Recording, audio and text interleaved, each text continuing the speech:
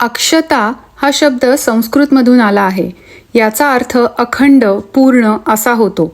म्हणूनच अक्षतांना आपल्या संस्कृतीत समृद्धी, शुभत्व, अन्नसंपन्नता आणि लक्ष्मीचे प्रतीक मानले जाते.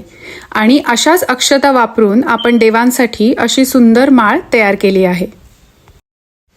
अक्षतांचे हार तयार करण्यासाठी इथे अक्षता मी आधीच तयार करून घेतले आहेत. आता इथे एक मी खोलगट भांडं घेतलंय, ज्याच्यावरती मी दोरा बांधून घेणार आहे, ज्याच्यामुळे आपल्याला हार करायला सोपं जाईल. यासाठी मी इथे रेशीम वापरलंय. तुम्ही साधा दोरा देखील वापरू शकता. या अशा प्रकारे आपण इथे आता दोरा बांधून घेतलाय.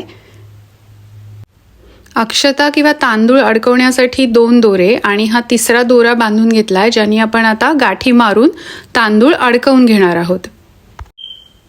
हे फुलांच्या हाराप्रमाणेच आपण तयार करून घेणार आहोत. फक्त फुलांच्या ऐवजी आपण इथे अक्षता किंवा तांदूळ वापरत आहोत.